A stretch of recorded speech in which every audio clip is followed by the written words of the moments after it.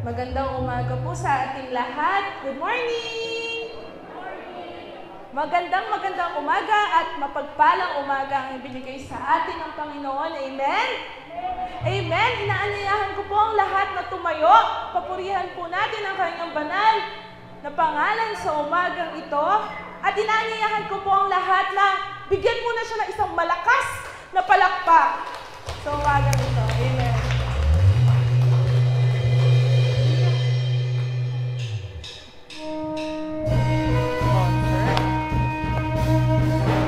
Sabahin natin siya kung sino siya, kung ano siya sa ating mga buhay. Patuloy natin siyang papurihan. Standing here in your presence, thinking of the good things you have done. Waiting here patiently, just to hear a still small voice I hear. Holy, righteous, faithful till the end. Savior, healer, redeemer, and friend, I will worship you for who you are. I will worship you for who you are. I will worship you for who you are. And who is Jesus. Our Lord and Savior, Jesus Christ. Our friend, Redeemer.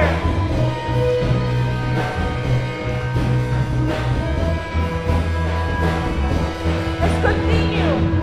Standing here in your presence, thinking of the good things you have done. Waiting patiently, just to hear a still small voice I hear. Holy, righteous, faithful till the end. Savior. Savior, healer, redeemer, and friend. I will worship you for who you are. I will worship you for who you are. I will worship you for who you are. Jesus, I will worship you for who you are. I will worship you for who you are. I will worship you for who you are. Jesus. Yes. We're going to worship your name, our Redeemer, our Savior, our Father, our friend. And everything we have right now because of you, Panginoon. My soul secure, your promise sure. His love endures. Your love endures. Always. Always. Let's all sing one more time. My soul secure. My soul secure in Him. His promise sure. Your promise sure. Your love endures.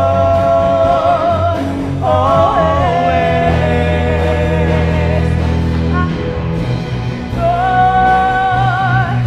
Your promise sure. Your love endures. Always. I will worship you for who you are. I will worship you for who you are. I will worship you for who you are.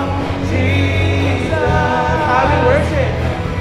I will worship you for who you are. I will worship you for who you are.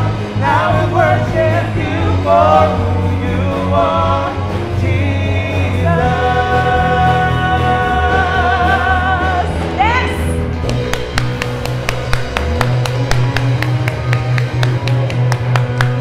Praises, praises, praises. You reign over all the earth. We sing it. You reign. Justice and peace you bring it. You reign. Holy One, you reign. ang lahat. Let's all sing, You reign. He reigns. You reign over all the earth. We sing it. You reign. Justice and peace you bring it. You reign. Holy One, you reign.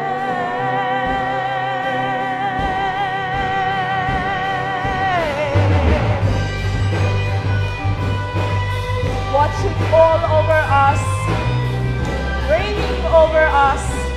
At sa umagang ito, we declare You being the highest being, Panginoon, mas mataas sa aming lahat. Reign over us, Panginoon. Over star-filled skies and over all created life.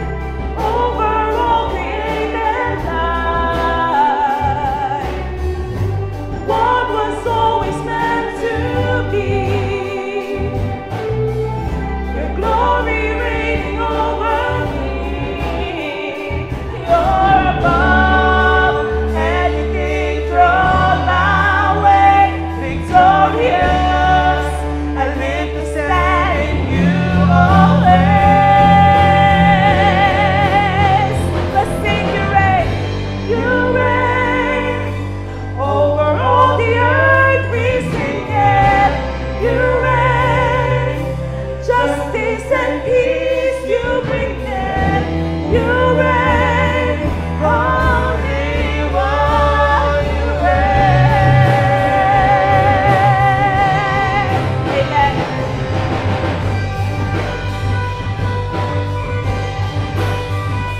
You reign, Jesus.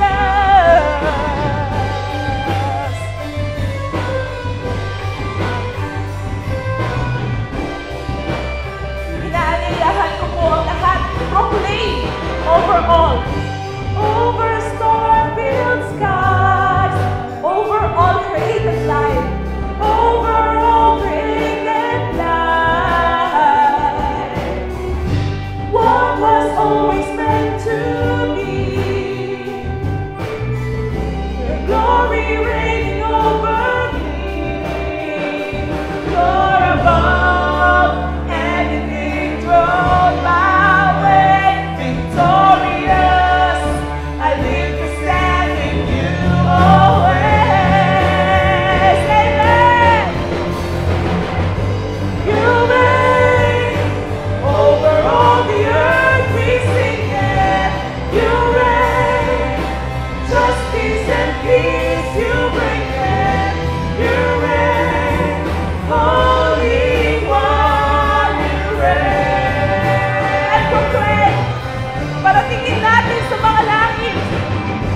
You reign over all the earth. We sing it. You reign. Justice and peace you bring it. You reign. Holy One, You reign.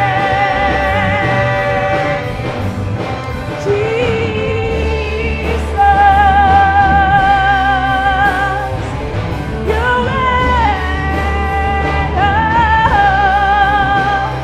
Your kingdom come, Your will be done. Jesus, reign over me. Your kingdom come, Your will be done. Jesus, reign over me. Your kingdom come, Your will be done. Jesus, reign over me. One more time. Let His kingdom come and will be done. Your kingdom come, Your will be done. Jesus, reign over me. Your kingdom come, Your will be done. Jesus, reign over me. Your kingdom come.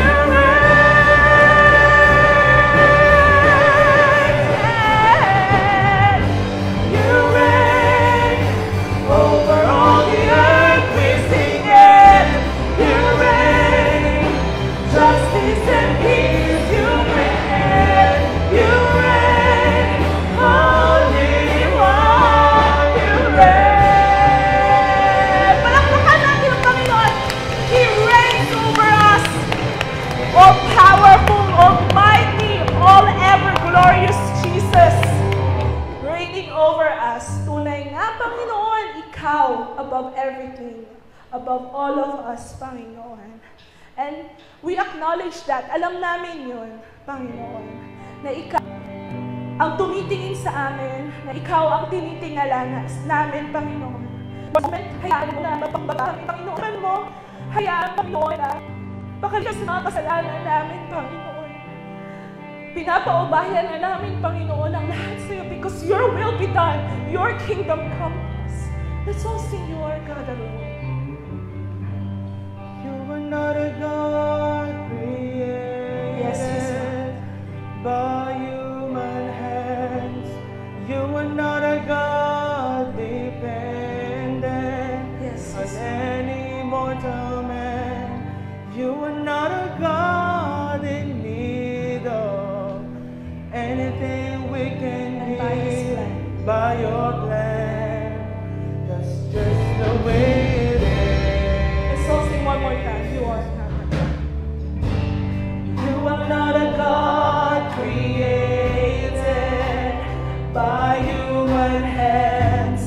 You are not a God dependent on any mortal man. God didn't give by your plan. That's just the way it is. You are not alone before time began. You are on your throne. You are not alone. You want to know me. And right now, in the good times and bad, you are on your throne. You are the only God whose path none can contest. You're the only David, praise forever. You're the only God who's worthy of everything we can give. You are God. That's just the way it is. And you're God alone. You are God alone from before time began. You are on your throne. You are God alone. And right now, in the good times and bad, you are on your throne. You are God alone. You are God alone from before time began. You are on your throne. You are God alone right now. And right now, in the good times and bad, you are on your throne. You are God alone. Unchangeable.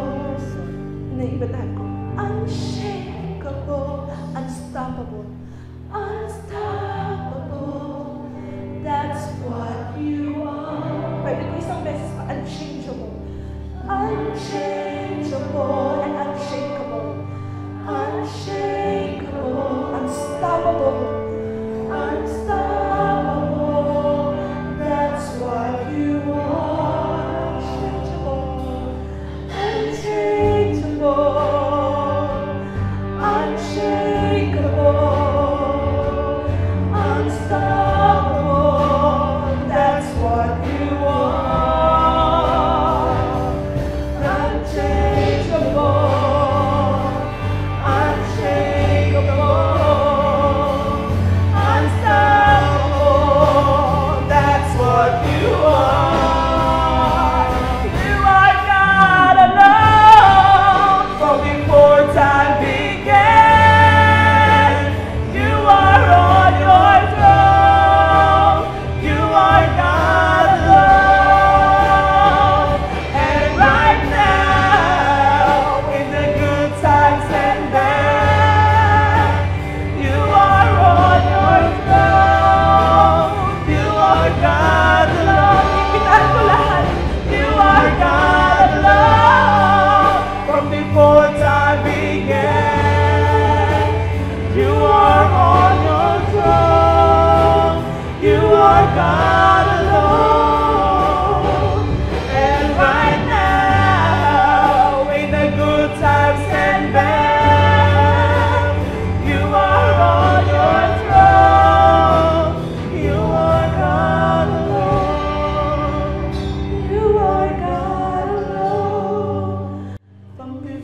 time began. Oh, right now, in the good times and bad, you are on your throne. Father, Holy God, Savior, Redeemer, and the God, you are Panginoon. So, talaga made by human hands. Gaano ka powerful, kung gaano ka almighty. And as we sing, you are God alone. From before time began, simula pa. Mula sa pinakasimula, from the beginning. Nakaupo ka na sa trono mo. Tinitingnan ang lahat ng creations mo. Lord, bilang part ng iyong creations, hayaan mo kami, Panginoon. Sambahin ka. Hayaan mo, Panginoon, na kami ay magpakumbaba sa iyo. Hayaan mo, Panginoon, na yung mga sasabihin mo sa amin, mga ituturo mo sa amin sa pamamagitan ng aming tagapagsalita, ay magbigay liwanag sa aming mga landas at ilaw sa aming paanan, Panginoon.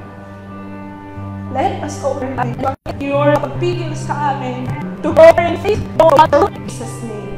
Amen. Palakpakan naman po natin.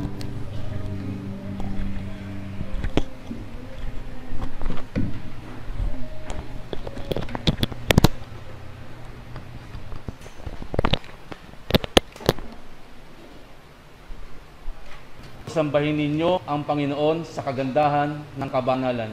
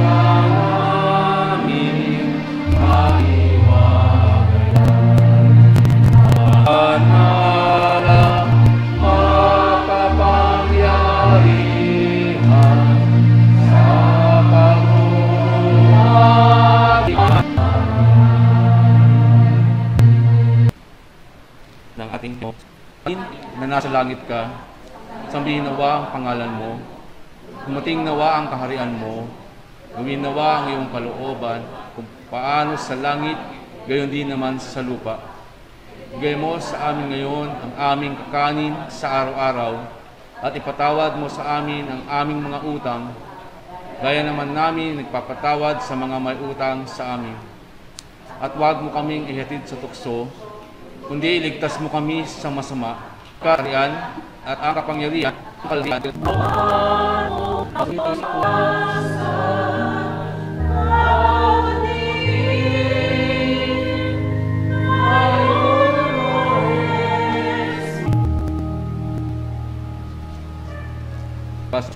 Kaya po natin ang Hebreo Kapitulo 12 mula po sa talatang 18 hanggang 28. Babasahin ko lamang ang talatang 2.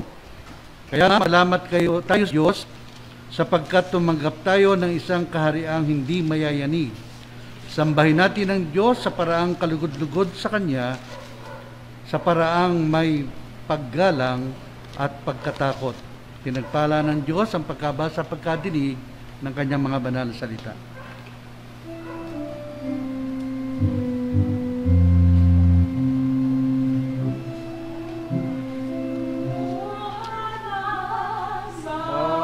Basan mo tulad sa tinapay ng mata mo,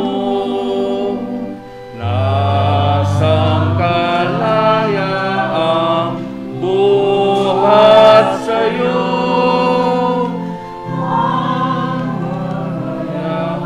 ay kakamtin ko.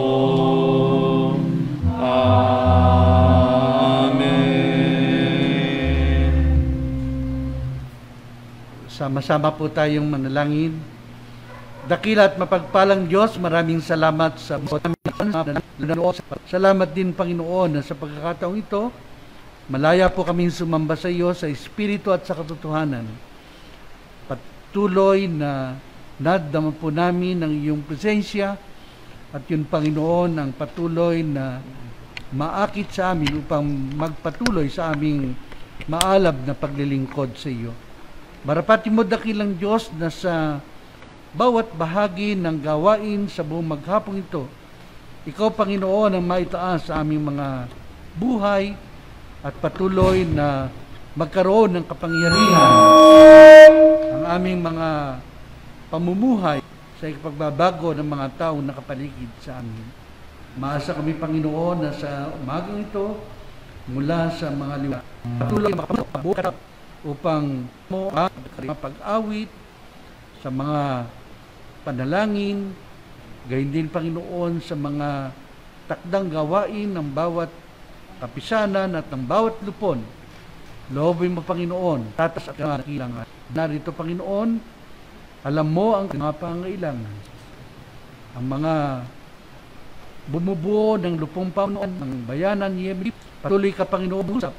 Alam po namin, gamit na mahiyag, upang doon na, Panginoon, ang kahilong na siwat, tagapanguna. Ikaw, Panginoon, ang patuloy na magsangkap sa kanila ng inyong kapangyarihan. Ngayon din, Panginoon, ang lupon ng pananalapi ng Iglesia, Panginoon, laging nagtatapat sa iyo at nagiging mabuting huwaran sa mga kaani sa pagkaliwat Kristyano. Ang iyong lupon ng Panginoon, salamat doon sa Panginoon, ipatuloy mo sangkap ng Iglesia hanggang sa kanyang mga kaanib, hanggang sa kanyang mga kaapu-apuhan.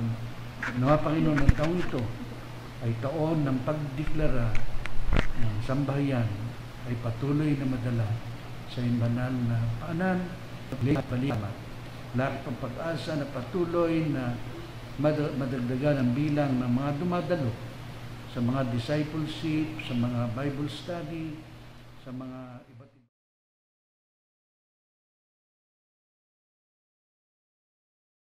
Every time I feel the Spirit moving in my heart, I will pray.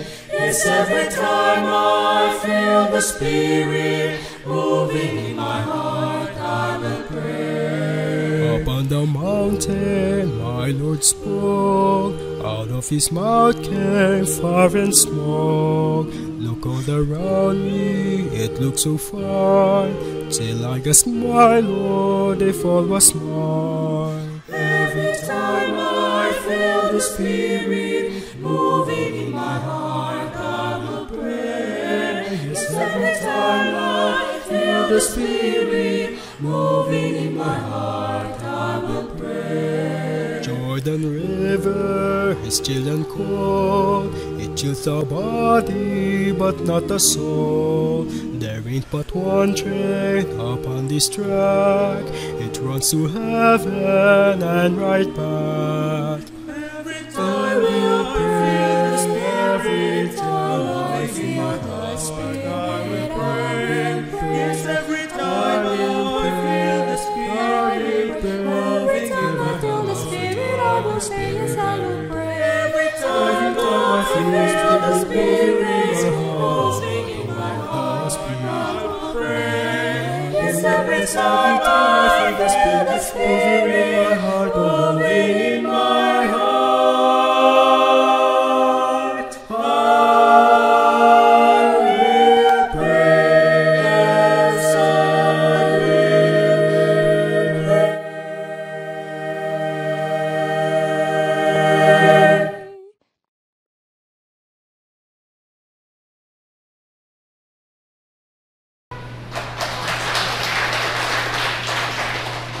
Maraming salamat sa ating koro. Purihin ng Panginoon sa mabiyayang mensahe ng awit.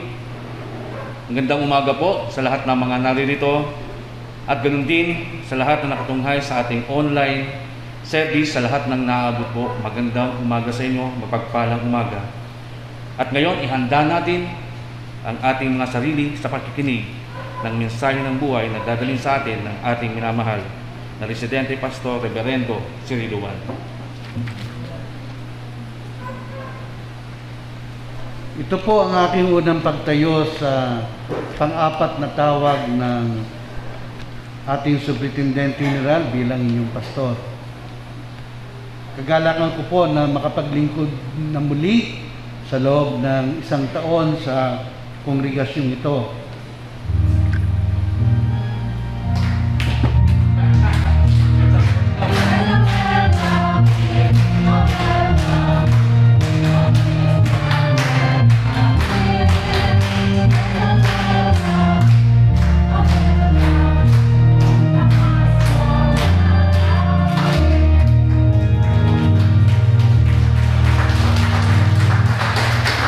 Salamat at mamaya po ilibigyan ang inyong pananghalian. Naalala ko noong Huwebes, hindi ako nakahingi ng permiso pero ngayon pag humingi ako permiso sa ating kapatid na Tess. Binasa niya ang Exodo Kapitulo 14 mula talatang 1 hanggang 31. Pagdating niya sa 24, sabi niya, pagdating sa 25, 27 hanggang 31, nagkwento siya. Hinahabol ang mga Israelita ng mga Ehipsyo. Hingal. Nakikinig lamang po ako, hindi ako nagko-comment. At sa kanyang pagkukwento, heto na malapit ng abutan ng mga Ehipsyo ang mga Israelita doon sa tabing dagat. Sabi ko sa sarili ko, sino ba hinahabol?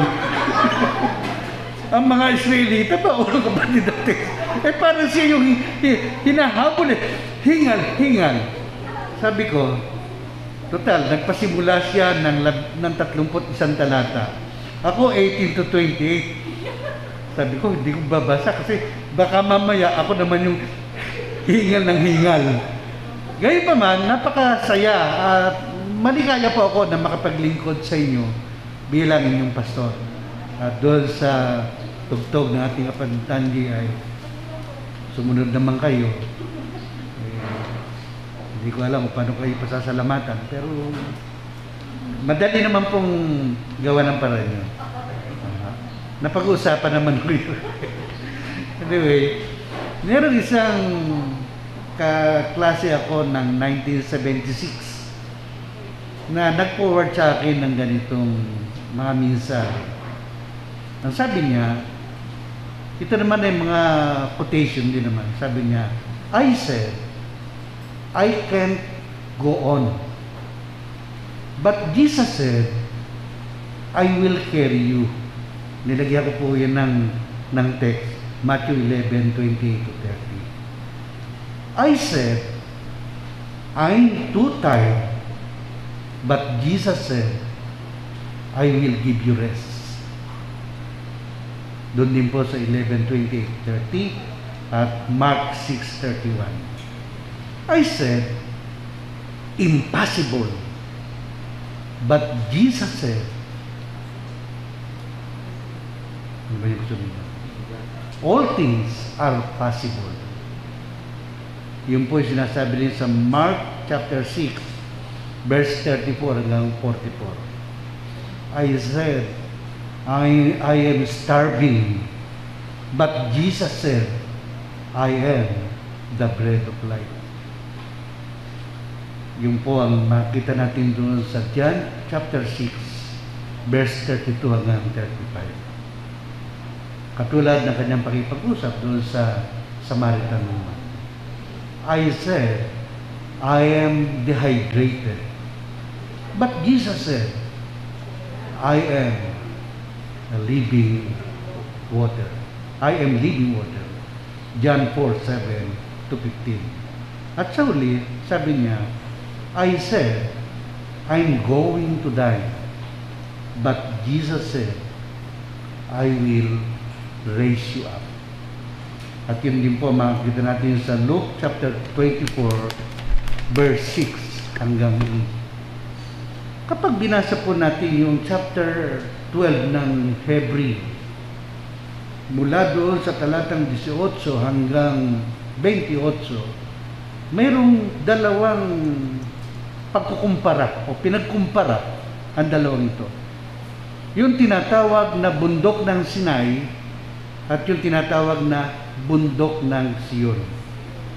Ang bundok ng Sinai ay tumutukoy doon sa tinatawag na mga Judaism na tinatawag. At yun namang bundok ng Sion ay tinatawag na Kristyanismo.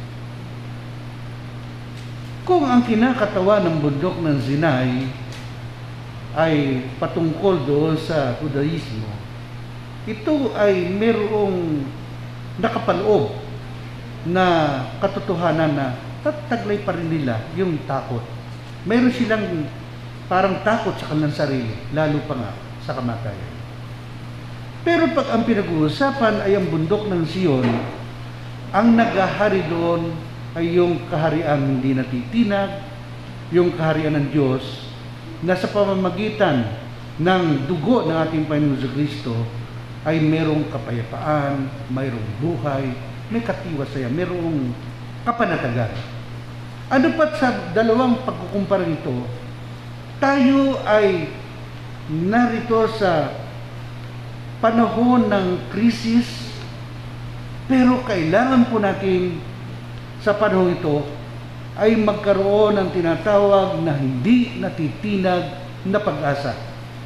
Sapagkat tayo ay kabilang sa hindi natitinag na kaharian ng ating Diyos sa pamamagitan ng ating Panginoong Jesucristo. Ang di natitinag na pag-asa ang magsisilbing sandata po natin sa panahon ngayon sa harap ng pandemya.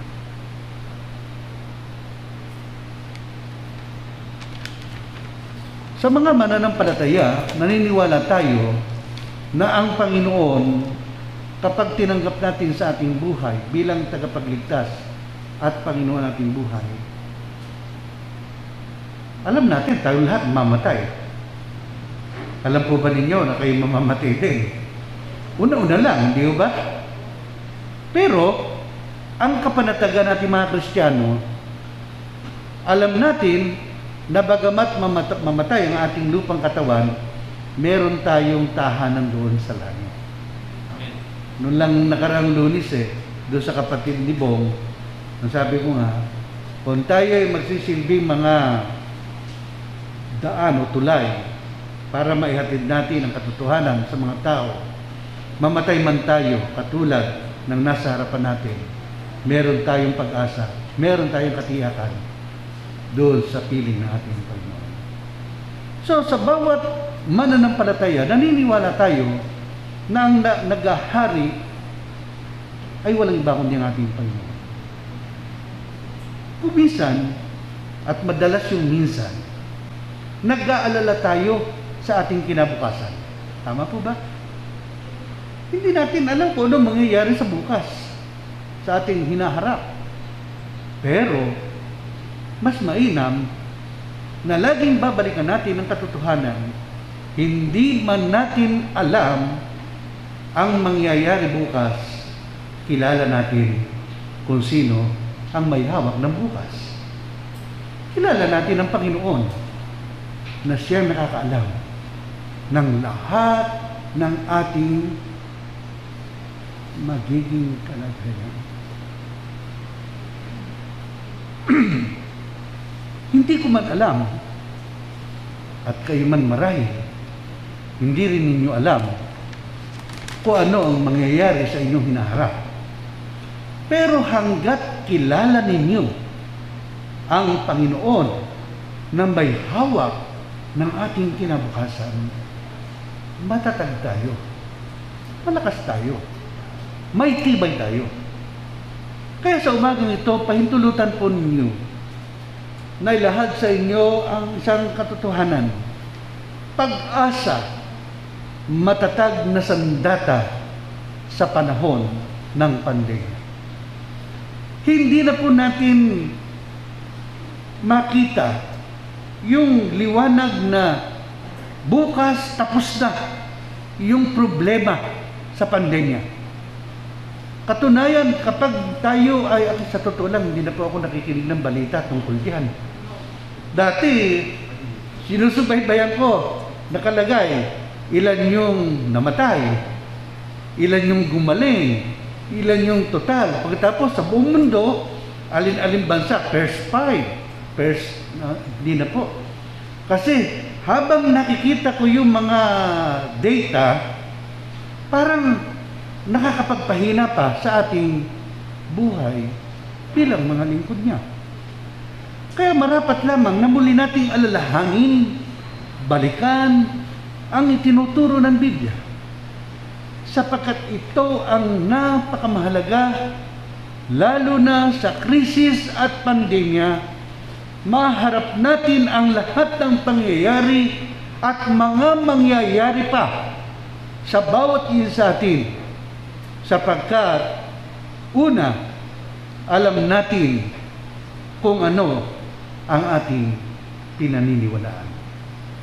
We know what we believe. Importante po yun. Kahit anong pagsubok ang dadating sa buhay natin, sa totoo lang, kahit sabihin natin na hindi face-to-face yung tawagan, para rin po ako nasa PICC. Hindi ko alam kung napansin ako ng mga kapatiran. 4 na beses din ako pupunta sa CR. Nabawasan lang ako ng 2. Pagka sa PICC, nakaka-6 po akong punta sa CR eh. At least dito, 4 na beses lang. Akala niyo ba, kinakabahan din po kami mga pastor? Dahil hindi mo alam kung ano ang nasa isip ng pamunuan patungkol sa destinuhan. Kahit sabihin ng pamunuan, sabihin, walang, walang destinuhan, walang, yung bang ganon, yung walang lipatan. Hindi po mapagtitiwalaan yung ganon salita. Hindi, aminin ko po sa inyo, hindi mapagkakatiwalaan yung ganon salita. Hanggat hindi dumadating yung linggo na tatawagin ang destino. Kaya yung pong iba, lalo sa PICC, kahit sabihin, wala po munang tatayo, hindi mapigilan mga pastor, tayo lang tayo. Hindi ba naman po? Kasi, lalo na kung ikay nasa District 1 South, tinawag ang District 1 South, walang pangalan mo, kakabahan ka. Dati kasi, kumisan, inuuna yung 1 South. Iniuli Mindanao. Ang biruan, ay naku, baka sa Mindanao ka. Buti ngayon, inuuna ang ibang bansa, ang Mindanao, ang Bicol, ang Mindoro, ang iniuli itong Metro Manila. So, kung alam natin kung kung ano ang ating pinaniniwalaan, na ito ay napakaliwanag sa Biblia. Ang sabi po ng Exodus 8, kabisado na natin ito, pero pahintulutan niyo pong basahin ko. Talatang 8 hanggang 10. Sapagkat dahil sa kagandahang loob ng Diyos, kayo ay naligtas sa pamamagitan ng pananampalataya. At ang kaligtasan ito'y kaloob ng Diyos, hindi sa pamamagitan ng inyong sarili. Hindi ito bunga ng inyong mga gawa, kaya't walang dapat ipagmalaki ang sinuman. Sapagkat, verse 10, sapagkat tayo nilalang ng Diyos, nilikha sa pamamagitan ni Kristo Jesus upang iukol natin ang ating buhay sa paggawa ng mabuti. Yan ang layuning pinili ng Diyos para sa atin noong pamanguna. Hindi po mahirap intindihin na kapag ang isang tao ay nag-ukol ng pananalig o pananampalataya o pagtitiwala sa ating Panginoon, ang sabi po ng Biblia, siya ay nakaranas na ng kaligtasan. Wala pong kinalaman yung kanyang mga ginagawa para siya ay iligtas. Pero, kung siya ay nanampalataya at naranasan niya ang kaligtasan, ang sabi ng verse 10, itatalagan niya ang kanyang sarili sa paggawa ng mabuti sapagkat iyon na pala ang itinalaga ng Diyos na maging kalagayan ng isang sasampalataya sa Kanya. Kung kayo po sa inyong mga upuan, iyon ang inyong pinaniniwalaan. Ito ang ating pinagtitiwalaan. Ang ibig bang sabihin, hindi na po tayo gagawa ng mabuti? Manampalataya ka lang, okay na? Hindi po. Ang sabi roon, tayo ay nanampalataya at sa ating pananampalataya, tayo ay niligtas. Verse 8 and 9. Pero pagdating doon sa verse 10, napakalaking pribilehiyo na hindi lamang pala mga pastor, kundi lahat ng mananampalataya, tinawag na kamanggagawa ng Diyos. Na inilaanan ng Panginoon yung gawain para sa atin sa isang patuluyan na paggawa ng mabuti. Mag-isip-isip po tayo. Nung hindi pa tayo mananampalataya, hindi ba gumagawa na rin tayo ng mabuti? Hindi ba? Pero, nang kayo'y manampalataya, parang napansin nyo, parang ordinaryo na lamang, tuloy-tuloy, na kayo nagpapatuloy sa paggawa ng mabuti. Matakot po tayo, kung matapos manampalataya, hindi mabuti ginagawa natin. Kasi, alam ng Diyos kung anong ating buhay, kung sino tayo sa Kanya. Pero kung alam natin na iyon ang isang panukala na naranasan natin ng tayo manampalataya sa Kanya, sabi ko nga, kapag alam mo kung kailan ka nanampalataya, mas lamang talaga mananampalataya ka. Pero kung minsan, hindi naman, meron naman exempted sa mga rule. Pag tinanong, kapatid, kailan mo tinanggap si Kristo? Pag ang sagot sa iyo, hindi ko alam eh. Hindi ko matandaan. Aba, mabuti na po yung nakatitiyak. Kasi, ako pinanganak ng 1957. 1973, habang ipinapangaral ng pastor yung The Parable of the Sower, ang sabi roon, 4 na klase ng lupa, saan kayo rito? Nung kayo nagbubulay-bulay doon sa likurang upuan, alam niyo mga miyembro, ang hilig talaga ng upuan, yung mga likod. Madalas bakante ang harap. Doon ako sa kahuli-huli ang upuan. Naramdaman ko sarili ko, umiiyak. Naramdaman ko, nalulungkot ako. Pero, noong 1976, January 2, binalikan ko, ano ginawa ko? Umiyak. Kaya iyakin eh. Pero, wala ko natandaan na tinanggap ko si Kristo na tagapagligtas at Panginoon. Nadala ang aking emosyon, pero wala pala akong ginawang desisyon. Kaya, noong pong January 2, 1976, Sabado, alas 8:05 ng gabi, nag-decide ako na tanggapin si Kristo ng tagapagligtas at Panginoon. Kaya maganda po ang akin pong first birthday, biological, January 28, 1957. Ang aking second birthday, January 2, 1976. Alam ko, ang tanong, alam po ba ninyo kung kailan nyo tinanggap ang Panginoon na inyong sariling tagapagligtas at Panginoon? Gumagawa po ako ng pagbati doon sa aming home church na ka-birthday din ng nanay ko. 100 taon din ngayong Marso. Nasabi, ano ang mga partisipasyon mo sa local church nito? Ano ang mga ginawa mo? Aba, ang dami po akong ginawa roon. Sunday school teacher, vice president ng kabataan, tapos janitor, marami. Pero lahat po, noong tuusin ko, ginawa ko ang lahat ng yun, hindi pa pala ako mananampalataya sa Panginoon. Kaya pwedeng busy kayo sa paggawa, sa gawain ng Panginoon, pero posible pa lang wala pa ang Panginoon sa buhay. Kaya dapat alam natin kung ano ang ating pinaniniwalaan.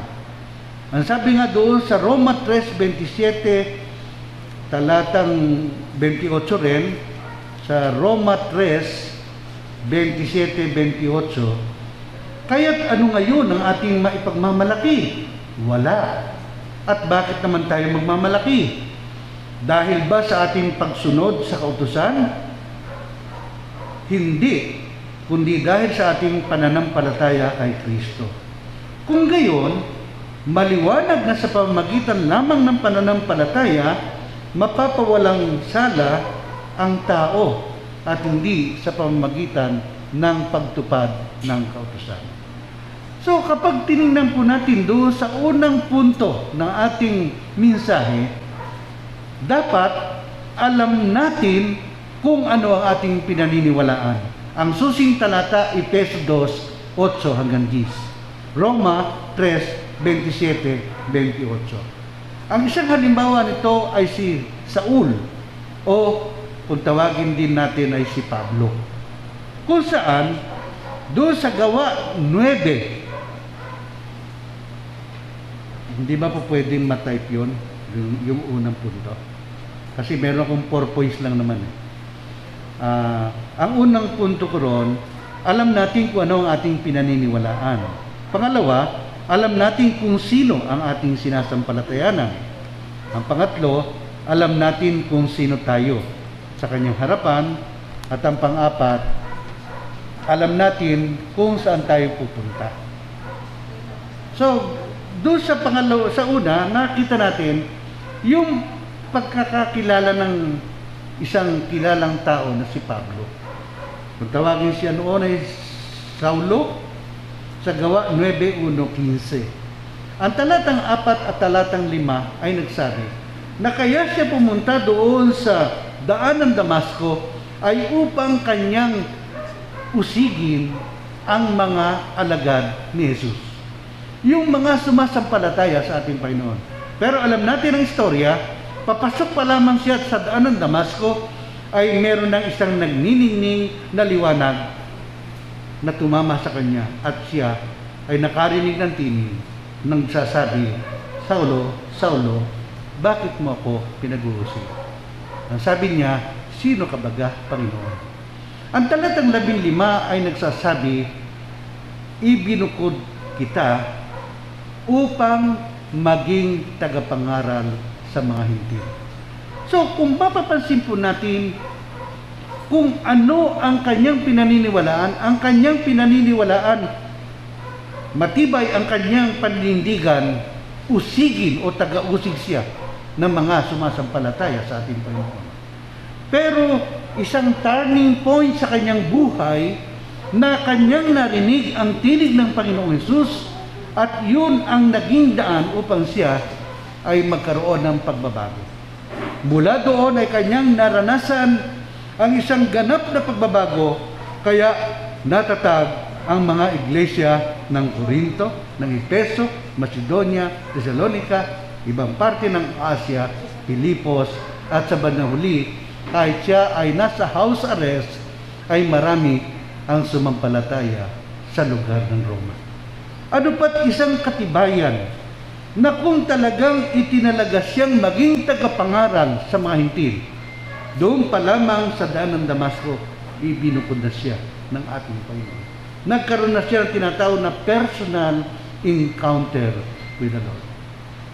Dahil dito, muling naalala ko ang isang pangyayari kung paano ang isang maninigilang buwis ay nagkaroon ng isang direktang pananampalataya na naturuan siya ng ating Panginoon. Kilala niyo kung sino yun? Si Sakeo. Isang makasalanang maninigilang buwis. Mismong kasamahan niya nagsasabi, bakit tumutuloy si Jesus at sumasalo sa isang makasalanan?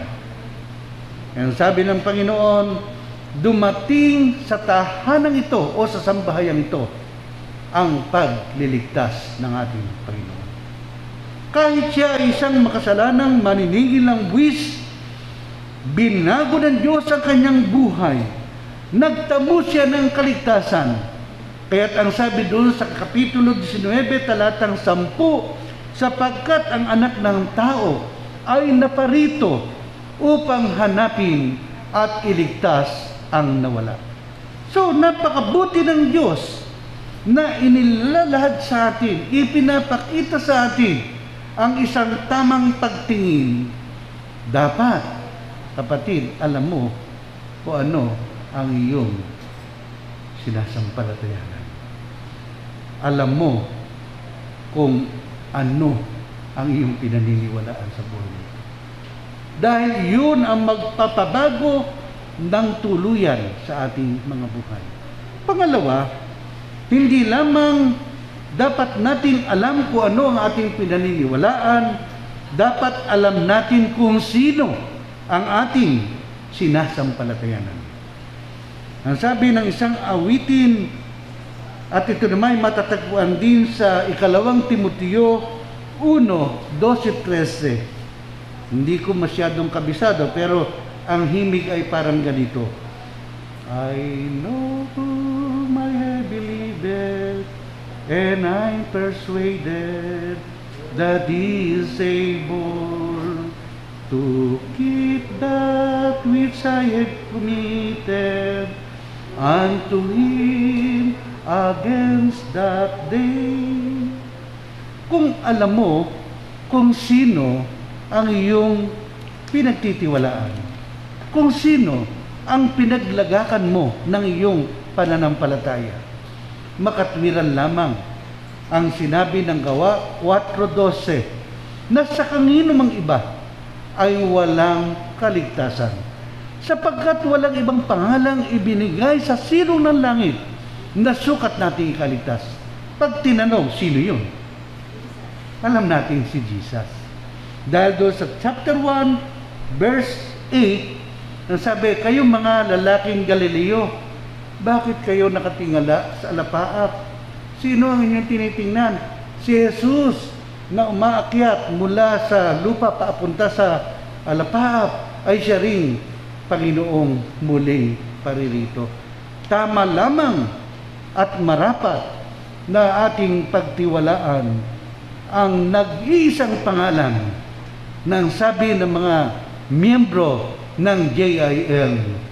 Every knee shall bow. Anong kasunod? Every tongue confess na ano? That Jesus Christ is Lord. Totoo po yun. Malibang ang Panginoon ng ating pagtiwalaan, malibang sa Kanya ilagak ang ating buong pagtitiwala, wala pong magagawa ang ating mabubuting gawa. Pero salamat sapagkat hindi man natin alam kung anong mangyayari bukas. Pero kung kilala mo si Jesus na may hawak ng bukas, kaya nating harapin ang lahat sa buhay na ito.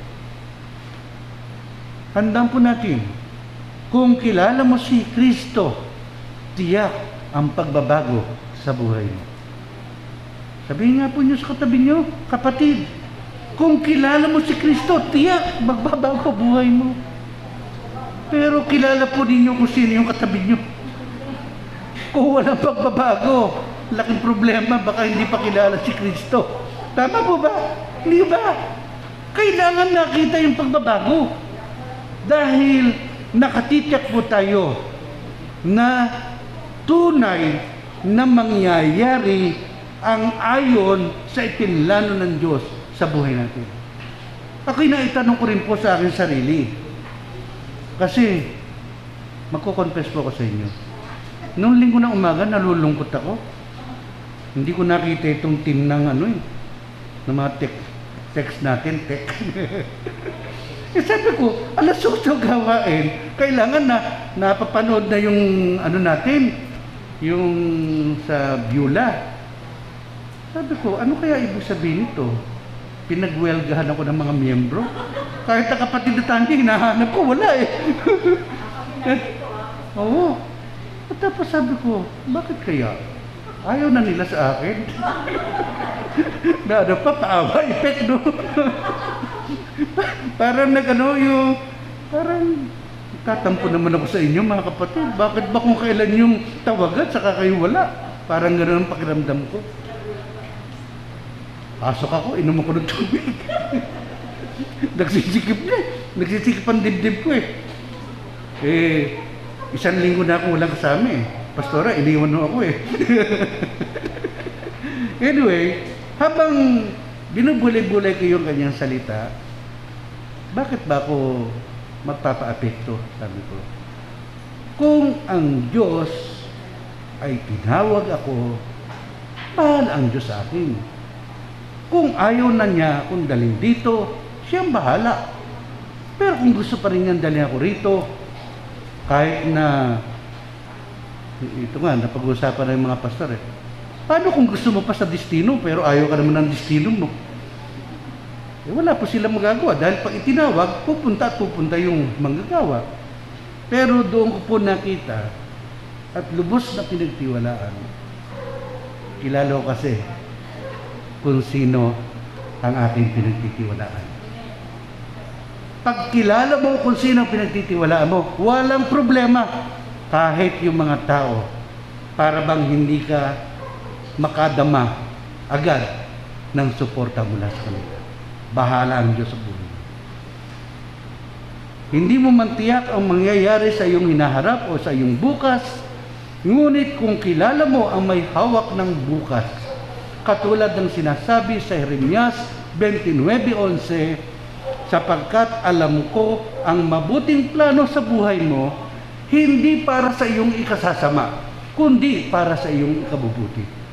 Ang Diyos, tandaan po nito, ang Diyos hindi po nagplano ng masama sa buhay mo, sa buhay ko. Puro mabuti. Puro mabuti. Pangatlo, alam natin kung sino tayo. Dapat hindi lang natin kilala kung ano ating sinasampalatayanan. Hindi lamang kilala kung ano ating pinaniniwalaan.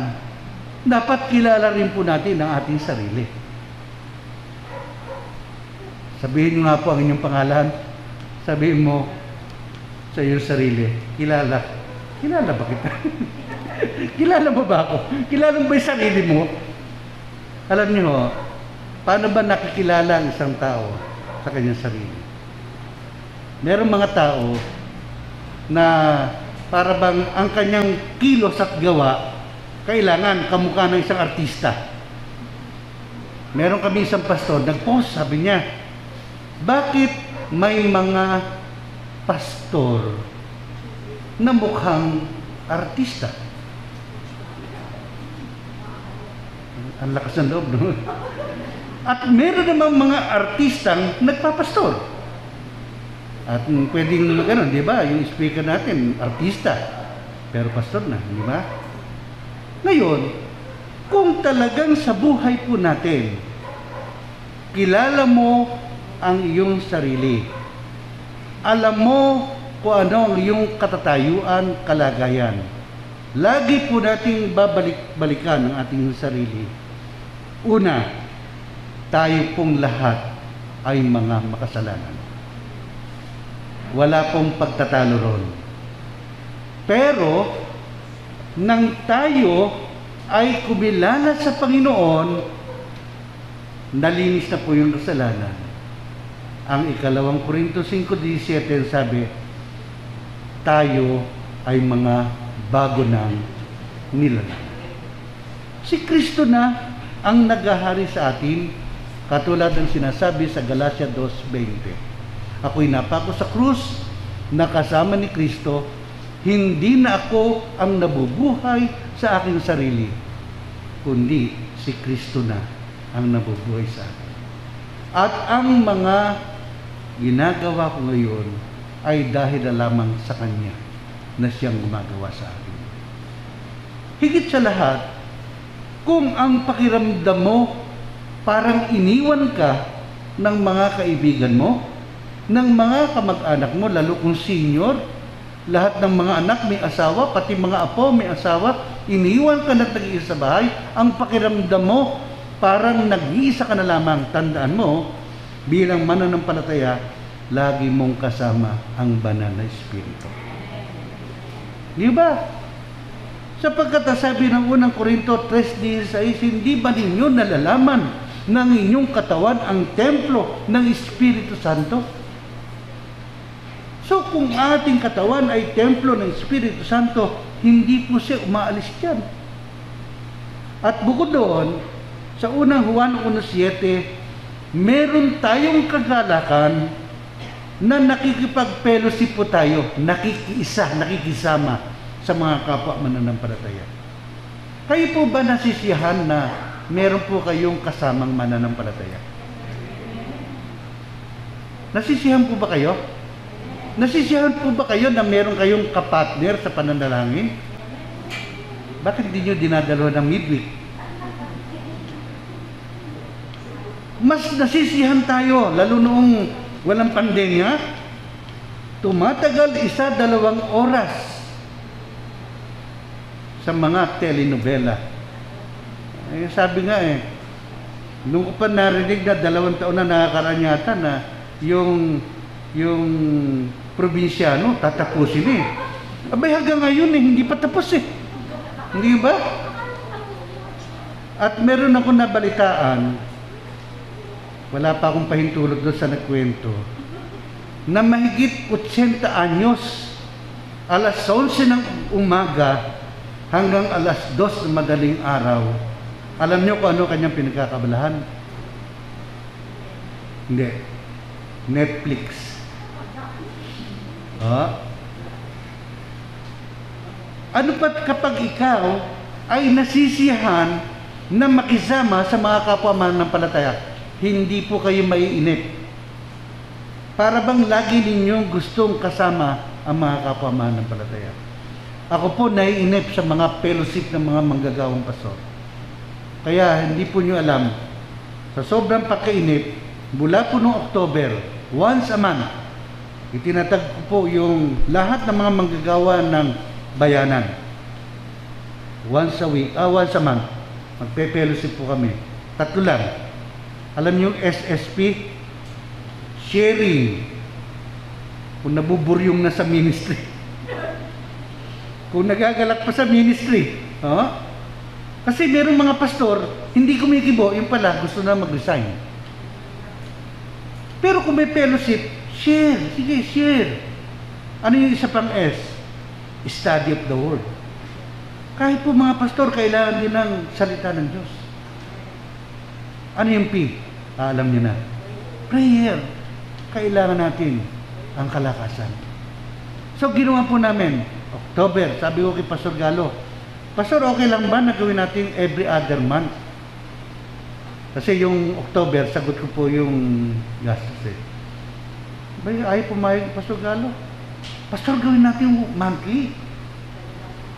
Ako naman, sabi niya. Abay, nung nagpupumilit, sige, pagbigyan. Abay, ngayon, sa totoo lang, gusto pa nila dalasan. Ako na lang sabi, pagka masyado tayong madalas, Baka naman tayo mawala na rin sa kongregasyon. Anyway, bakit? Sapagkat na-enjoy po namin yung pakikipag-fellowship sa isa't isa. Sana ganun din po kayo. Huwag niyong pababayaan, sabi nga ng Hebreo, Kapitulo 10, talatang 24. Kabisado niyo yun, di ba? Talatang 24 hanggang 25. Pahintulutan niyo pong basahin ko ito. Ang sabi roon, verse 24, sikapin din nating gisingin ang damdamin ng bawat isa sa pagmamahal sa kapwa at sa paggawa ng mabuti. Huwag nating kaliligtaan ang pagdalo sa ating mga pagtitipon, gaya ng ginagawa ng ilan. Tama ho, no? Isipin nyo, ang tagal-tagal nang nasulat ito. Alam na ng Diyos na kahit mananampalataya, meron pa rin nagpapabaya na dumalo sa gawain. Pero sabi, huwag kakaligtaan. Anong sabi niya? Sa halip, palakasin natin ang loob ng isa't isa. Lalo na ngayong nakikita nating nalalapit na ang araw ng Panginoon. So bilang mga anak ng Diyos at mga Kristiyano, pabayaan natin una, maghari si Kristo sa buhay natin. Pangalawa, lagi nating isipin at paniwala ang totoo ng ating mga katawan ang templo ng banal na Espiritu.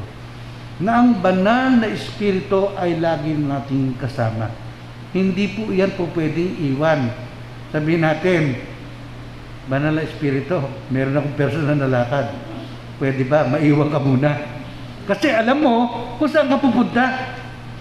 So ayaw mong kasama Espiritu dahil baka magalit sa iyo Espiritu niya, baka mapighati. Pero lagi rin nating isa-isip, isa-puso, at sana ito talaga yung nangyayari sa atin. Maging kagalakan natin na kasama ang mga anak ng Diyos. Nasasabik tayo lagi na dumating yung araw na linggo. Ang pasimula, alas 10. Kaya dadating, lampas ng alas 10. Subukan po ninyong pumunta dito sa Ayala Mall. Hindi ko alam kung anong oras ang pagbubukas eh. Pero bago pa magbukas, nakita yung mga tao, nakapila na dito sa labas, hanggang dito sa may abangan ng sasakyan, babaan. Sabi ko, ibang klase rin ito, no? Hindi ko alam kung ano pinipilahan, pero ang aga-aga nakapila na. Sana bilang mga Kristiyano, ikagalak natin na daluhan ang mga gawain na ukol sa mga mananampalataya kay Kristo. At huwag po nating kalimutan, mag-aralan tayo sa isa't isa. Kaya, kung matatandaan nyo, kami mga kalalakihan, parang tayong kauna-unahan sa lahat ng kapisanan ng nag-face-to-face. Ayaw pumayag ng hindi face-to-face. Hindi marurunong sa mga gadget. Noon naman nag-face-to-face, may nagre-request, pwede ro ba? Yung parang ginagawa natin, naka-online. Hindi namin kaya yatang gawin yun eh. Na habang kami nandoon sa lugar ni Rolly na yun, eh merong nagsisiyat, kumukuha para i-forward naman sa ano. Pero open kami ron. Sa huli, alam natin kung saan tayo pupunta dapat. We know where we are going. Alam niyo, dalawang pangyayari yung naranasan ko parehong Batangas. Nung pumunta kami doon sa Binan ni Ricky de la Cruz, ang sabi niya, ang ating pupuntahan mo, ang inyong pupuntahan ay barangay Sitio Matagak, Barangay Kugonan, Nasugbu, Batangas. Isipin mo, lahat ng kasama ko senior, kasamang kapatid na Leti yata ron eh. Kaya alalang-alala, mga senior eh. Pastor, alam niyo ba ang ating pupunta? Baya ako pa tinanong niyo. Eh kayo ang matagal ng miyembro rito. Eh, hindi ko maalam yung lugar. So, sumunod lang ako doon sa sinasabi ngang Waze. Eh kaso, pagdating doon sa isang lugar, kuminto ang Waze. Hindi niya alam kung saan pupunta eh. Kaya sabi ko doon sa tricycle driver, pwede mo ba kami i-guide sa address na ito? Ay, malapit lang mo yan. Pag alam pa sa Batangas pala, pag sinabing malapit, Ang tagal-tagal ang tumatakbo. Ang takbo niya, 80 yata. Abay, pasikot-sikot, hindi pa rin kami nakakarating. At pagdating doon sa dead end, sabi niya, dyan ho isa. Naku po, paano kakasya sa sakit? Parang walang daan. Sabi niya, kumanan, tapos kumaliwa. Sabi ng mga senior, wala na po ikang daan. Sumunod ako doon sa instruction. Meron naman pala, kasya naman pala. Kaya lang, pag nagkamali ka ng kabig na manubela, babagsak na yung gulong. Sakto. Hindi ka pwedeng merong kasalubong. Sabi ko, ang hirap puntahan ang isang lugar na hindi mo alam. Tama ba? Pangalawa, nung ikasal ko yung pisa ni pati na Ruby, kasi ginabi eh.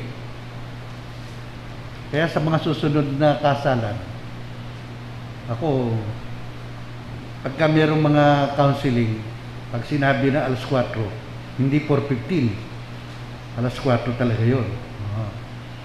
Kagaya nung sa patay, usapan namin 4:30, lumampas kami ng 10 minutes. Inilabas ko na yung sasakyan. May iwan ng driver. Talagang ganon. Kasi mainam talaga yung sumusunod. Pero iba yung alam mo kung saan ka pupunta. Hindi ba? Mahirap ipagkatiwala, lalo na sa buhay na ito, kung saan ka pupunta. Spiritual. Ang sabi ng Hebreo 12:18-24, doon sa mga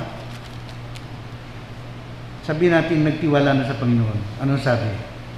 Hindi kayo lumapit sa isang bundok na nakikita gaya ng mga Israelita. Sa bundok na Sinai, ito'y may apoy na nagliliyab, nababalutan ng dilim at malakas na hangin. Doon ay may tunog ng trumpeta at tinig ng sasalita. Nang ang tinig na iyon ay marinig ng mga tao, nakiusap silang tumigil na iyon sa pagsalita sa kanila. Sapagkat ito ang sinumang tumapak sa bundok, kahit hayop, babatuhin hanggang sa mamatay. Talagang nakakakilabot ang kanilang natatanaw. Kaya't pati si Moises ay nagsabing, nanginginig ako sa takot. Verse 22, sa halip, ang nilapitan ninyo ay ang bundok ng Sion at ang lungsod ng Diyos na buhay, ang Jerusalem sa langit, na kinaroroonan ng di mabilang na anghel. Dumalo kayo sa masayang pagtitipon ng mga itinuring na panganay, ang kanilang mga pangalay na katala sa langit. Lumapit kayo sa Diyos na hukom ng lahat at sa mga espiritu ng mga taong ginawang ganap. Lumapit kayo kay Jesus, ang tagapamagitan ng bagong tipan. Ang dugo niyang dumana ay may pangako ng mas mabubuting bagay kaysa isinisigaw sa dugo niya. Kaya't makinig kayo mabuti sa kanya na nagsasalita. Ang tumatangging makinig sa nagsalita sa kanila dito sa lupa ay hindi nakaligtas sa parusa. Gaano pa kaya tayo kung tayo tatanggaping makinig sa nagsasalita mula sa langit? Dahil sa kanyang tinig na yanig noon ng lupa, ngunit ipinangako niya ngayon, minsan ko pang yayanigin, hindi lamang lupa, pati na ang langit. At ang salitang minsan pa ay maliwanag na nagsasabing, aalisin ang mga nilikhang nayayanig upang manatili ang mga bagay na di nayayanig. Magpasalamat tayo sa Diyos sapagkat tumanggap tayo ng isang kahariang hindi mayayanig. Sambahin natin ang Diyos sa paraang kalugod-lugod sa Kanya at sa paraang may paggalang at pagkatakot. Sapagkat tunay na ang ating Diyos ay parang apoy na nakatutupo. Ang banal na presensya ng Diyos. Ang pagiging mamamayan sa langit. Ang banal na presensya ng Diyos na binabanggit sa Judas 24. Yung walang hanggang tirahan na binabanggit sa 2 Korinto 5:1. Ang langit na tirahan na mismong inihanda ng ating Panginoong Kristo. sa Juan 14:1-3. Sa lahat ng nagtiwala sa ating Panginoon Jesus, sa lahat ng tumanggap sa Kanya, noon pa man, inihanda na ng Panginoon ang isang tirahan na kung dito sa lupa, wala po tayong pirmihang tirahan. Sa langit, may inilaan ang ating Panginoon. At kung saan naroon ang Panginoon, doon naman tayo doroon.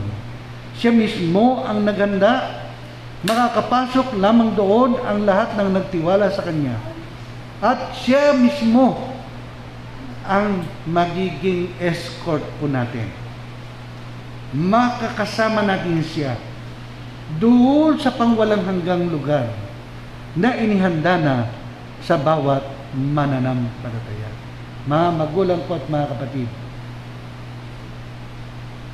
sinadya ko po medyo haba ng kaunti ang pagsalita. Kasi unang linggo po na aking pagsalita. Sa mga susunod kong pagsalita, paiksi na po ng paiksi. Sa bandang huli ng aking pagsalita, wala na po sigurong haba pa masabi. Pero pahintulutan ninyo na sa umagang ito, sa oras na ito, huwag na huwag po nating pababayaan na makalabas tayo ng bahay-sambahang ito na hindi po natin alam kung ano ating pinaniniwalaan. Na hindi natin kilala kung sino ang dapat nating pagtiwalaan. Na hanggang ngayon, hindi pa natin kilala kung sino tayo sa harap ng ating Panginoon at sa harap ng ating kapwa-tao. Huwag po natin kalimutan, ang pag-asa natin hindi lamang sa buhay nito, pati sa buhay na darating. Dahil dapat alam na alam natin na pagdating ng araw ng Panginoon, tayo'y magkakasamang sasalubong sa Kanya. Kung saan siya naroon, tayo naman ay dumoon. Sabi nga ng ibang mga mangaral, kahit yan sa langit, kahit sa lupa, walang problema. Dahil pagkasama mo si Kristo, kahit saan, okay na okay yan. God bless.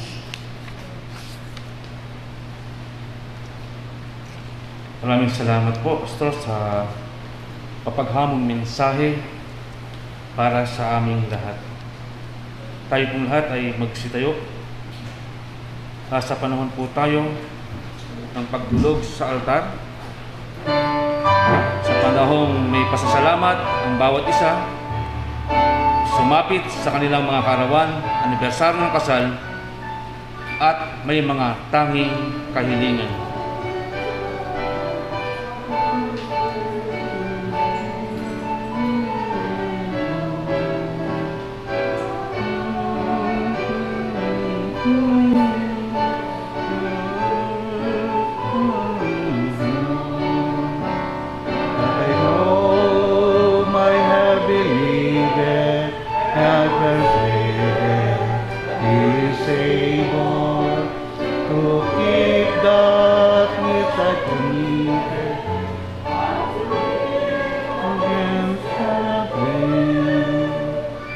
Tunay Panginoon, ay binabalik po namin sa iyo lahat ng pagpupuri, pagpasalamat. Salamat sa iyong mensahe na ibigay sa amin. Salamat Panginoon sa patuloy na pagsubaybay mo sa iyong mga anak. Patuloy na pag-iingat, patuloy na kalakasan, patuloy na katatagan sa buhay pananampalataya. Sapagkat ang tunay na pag-asa ng aming sandata sa pagharap sa panahon ng pandemya. Loobin mo dakilang Diyos na sa umagang ito, ang iyong mga anak narito ngayon sa bahay-sambahan, ang iba'y nasa kanilang mga tahanan, at sila'y nakakakita, nakakapanood at nakakapakinig ng mensahe ito sa iba't ibang kaparaanan.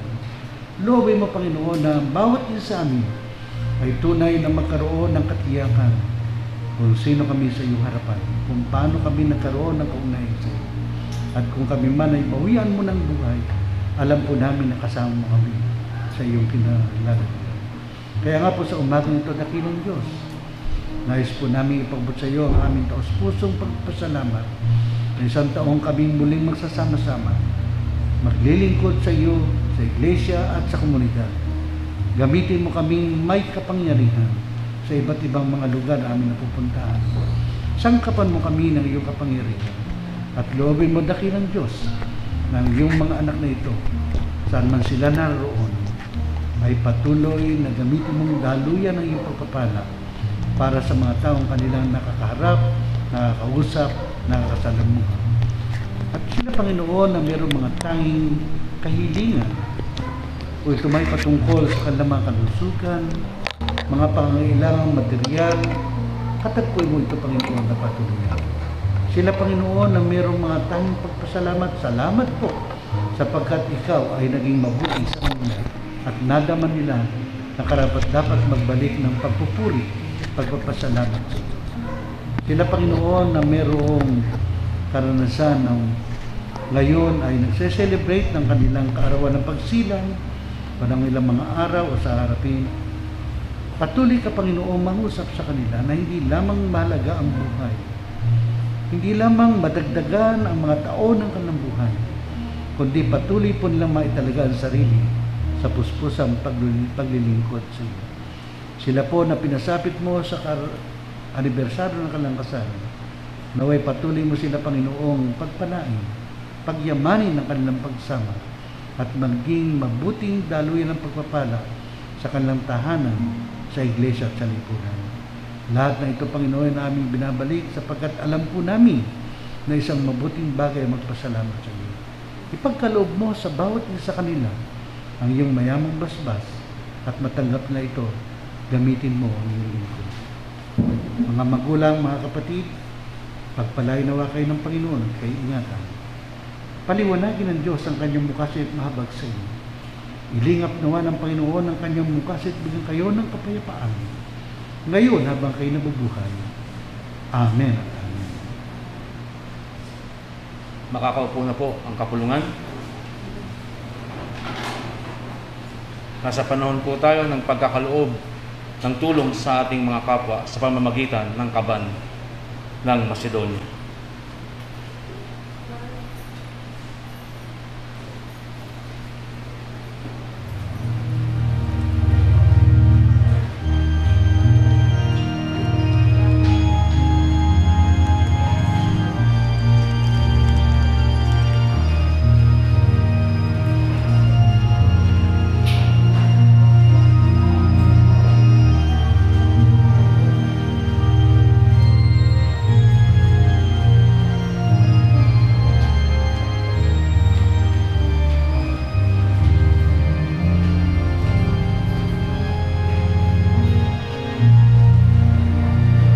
Paghanda po ang ating mga usher para naman po sa ating paghahandog.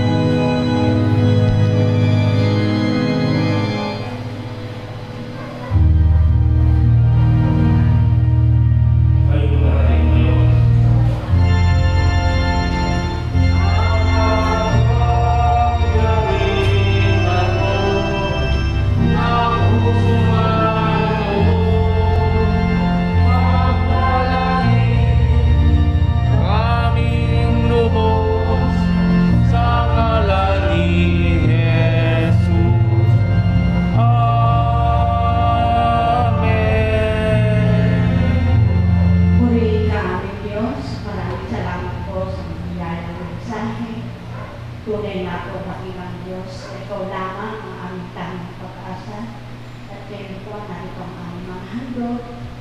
Hinihingi po namin at pagpalain mo sa pangalan po ng anak ng Jesus. Amen. Manitili po tayo sa pagkakatayo para sa banal na hapunan.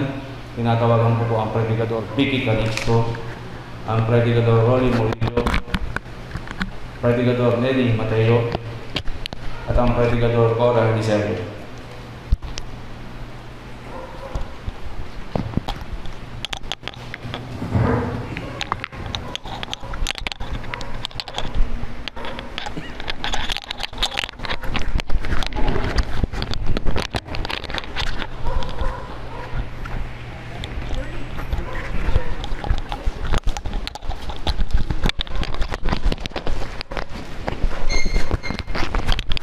Kung sino man ay nagkasala, may tagapamagitan tayo sa Ama, si Jesucristong matuwid, na siya ang pampalubag loob sa ating mga kasalanan, hindi lamang sa ating mga kasalanan, kundi ng sa buong sanlibutan. Dahil dito, kayo sa pagsisi ng tapat sa harap ng Diyos, dahil sa nagawang pagkakasala na magkatawang gawa at umiibig sa iyong kapwa, at nagpapasyang magtaglay ng isang bagong kabuhayang banal at sakdal na tumatalima sa mga utos ng Diyos at tumalakad sa kanyang banal na landas, ay magsidulog kayo rito, taglay ang buhay ng pananampalataya at tanggapin niyo ang sakramento ito para sa inyong kaliwan. Kaya nga't maniklod kayo na may lubos na pagnanasa ng makapagtamo ng kapatawaran ng Diyos sa magitan ni Kristong ating manunubos at tagapagtas at gawin ninyong may lubos ng pagpakumbaan ang pagpapahayag ng lahat ng mga nagawa niyong kasalanan. Kahit po yun. Ito problem. Diyos na makapangyarihan sa lahat, alam namin sa kalangitan, lumalang ng lahat ng bagay at hukom ng lahat ng tao, kinikilala po namin at tinatangis ng aming puso ang di mabilang na mga pagkakasala at madlang kasamaan na sa tuwi-tuwi na aming nagagawa, maging sa pag-iisip at sa pananalita, laban sa dakila mong kadyosan na siyang nakapag-uudyok sa makatwirang puot mo at pagkarimarim sa amin.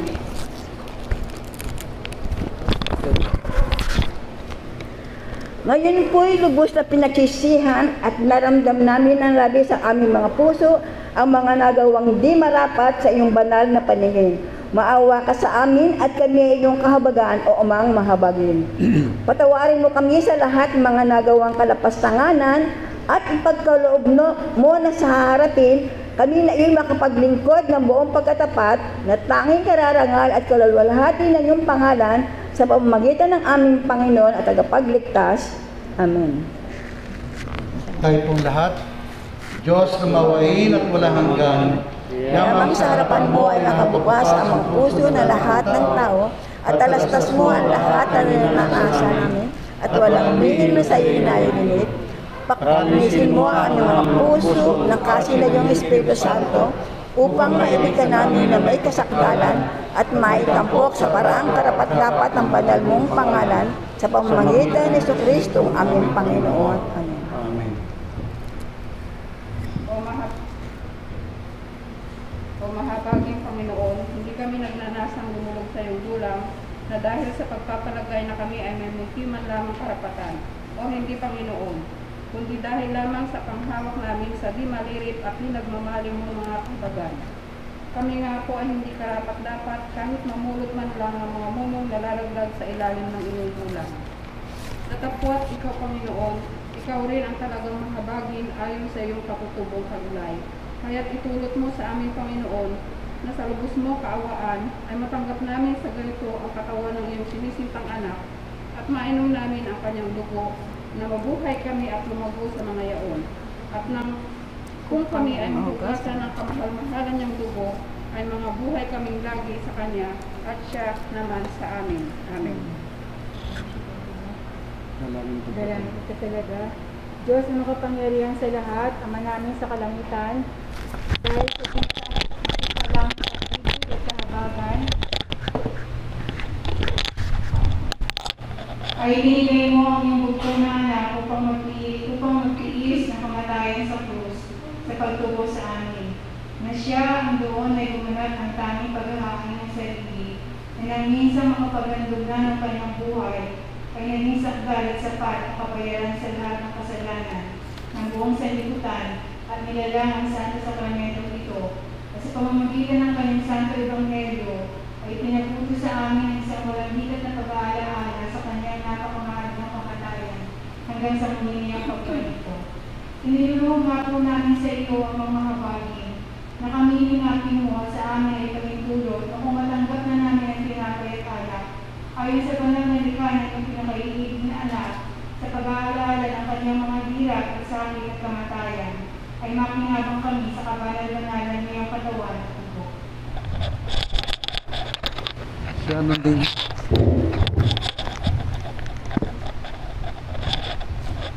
Siya nanding kami sa ipagkakalo ang pinapahal ng mga pagpasalamat kanyang binigay sa kanyang mga lahat sinabi.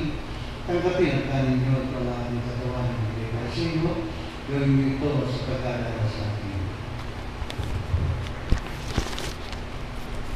Kaya hindi naman ang matapos sa paghapon, ang hinawakan ng saraw ng mga pagpasalamat at kanyang binigay sa kanyang mga lahat sinabi. Uminom kayo lahat yan sapagkat ito ang aming dugo ng bagong tipan na mabubuhos dahil sa inyo sa ipagpapatawad ng mga kasalanan. Gawin niyo ito sa pag-aalala sa akin.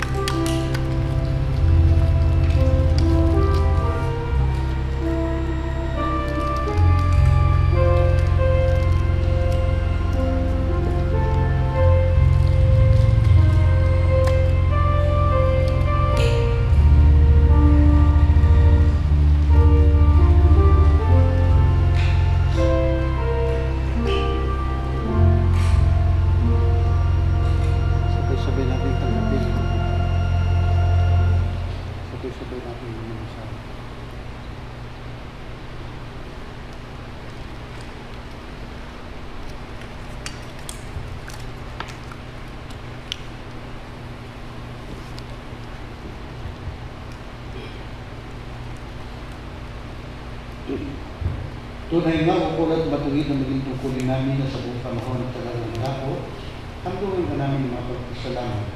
O Panginoon, ang mga banal na mga Panginoon sa lahat at Diyos na nandiyan. Kaya nga sa kasamahan ng mga anghel at anghel lahat ng puna sa langit, nagtutuloy kang pinadakil ang maluwalhati ng pangalan.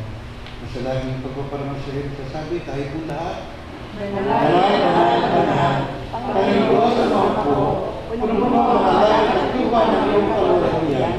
Ang buong kalulahiyan ay ako sa ilalaki mo, o Panginoon at asasan. Amen.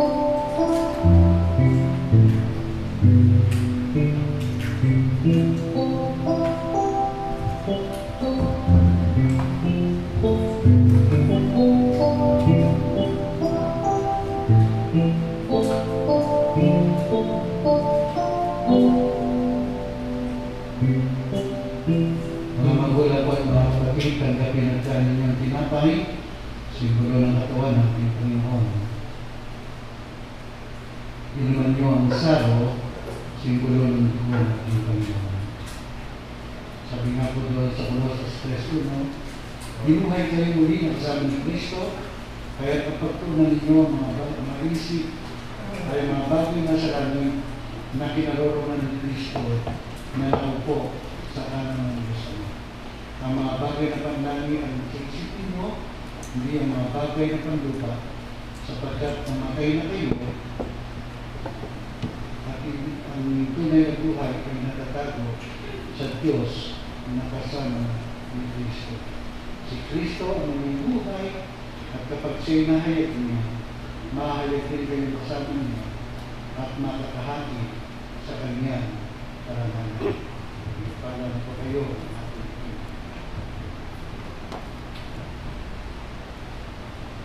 Sabay-sabay po tayo sa pagbignas.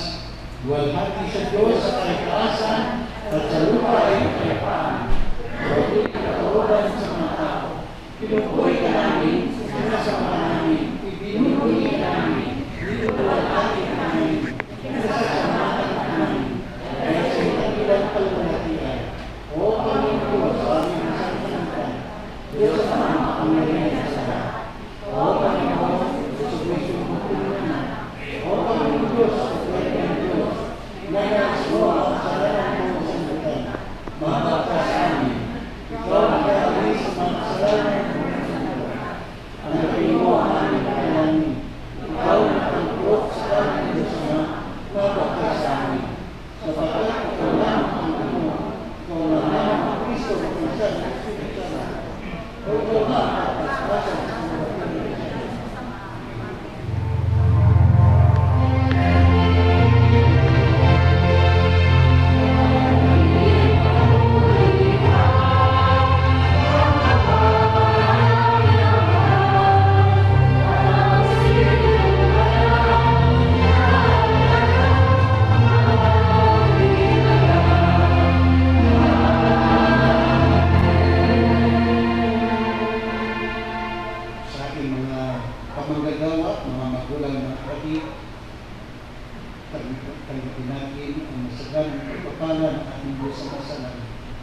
Patuloy natin magdama at pag-ibig ng ating Panginoon sa Kristo.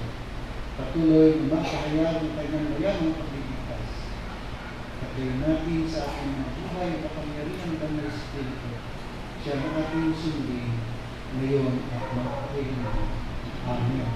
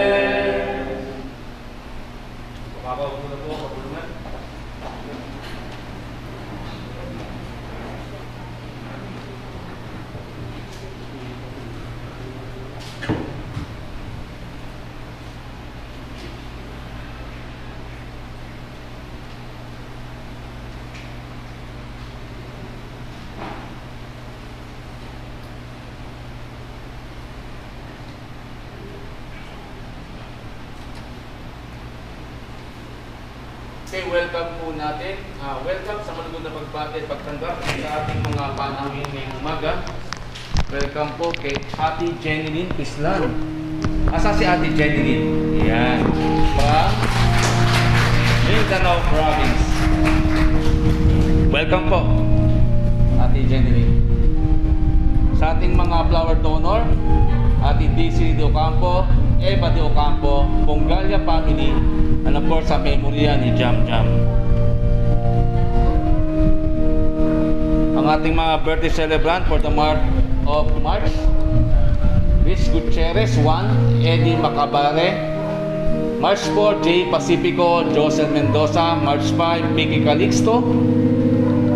March 8, Daisy Tamayo de Ocampo, Eva de Ocampo, Pelihina, and March 10, J-Ban Matabuena. March 11, my wife, Chris Gutierrez. 12, Nimrod Pacifico. 13, Jamie Dicular. 17, Ate Leti Tinumpit. 18, Jeremy Zapanta. 19, Richard Sape. 20, Rachel Ann Lumbis. 21, Jamie Peña. 22, Lalaine Tanhueco and Jeff Batan. 22, Cindy Sape. 23, Emerson Bulin, Matet Atienza and Marlene Almendras. 24, Emmanuel Dichoso. 28, Judith Acosta. And 31, Elvira Zapanta and John Cedric Arevalo. Ating mga schedule para sa susunod na linggo na po ito, no? Kaya ang ating tagapagsalita ngayon, Pastor Ceriluan, ang inyong pong lingkod, ang patnugot. Sa midweek po, ang naka-assign po ay ang Predicador Roger Kabasag sa 11. Ang ating patnugot po ay ang kapatid na Leti Tinumpit. Next Sunday po, 14, ang ating pong tagapagsalita ay ating guest speaker, Pastor June Lopez. Ang ating pong patnugot ay ang Predicador Nelly Mateo. Sa 18 po, 3rd, sa midweek, ang ating pong tagapagsalita ay ang Pastor Monchito Sape. Ang patnugod po ang kapatid na Estela Nerpio. Sa Sunday morning, 21, ang ating tagapagsalita, Pastor Ceriluan. Ang ating patnugod, Predicador Cora Liserio. Sa 25, midweek, again, ang ating tagapagsalita, Pastor Raul Tamayo. At ang ating patnugod ay ang ating Predicador Rolly Morillo. At sa last Sunday morning, ang ating tagapagsalita, ang ating Presidente Pastor, Pastor Ceriluan. At ang patnugod po ay ang Predicador Obid Sebio. Ang ating pong attendance para po sa midweek ay 15. Ang ating pong church attendance for today is 70. At pahabol announcement po para sa mission team, sa mumubuo ng mission team, meron po tayong special meeting. Tayo pong lahat ay tumayo.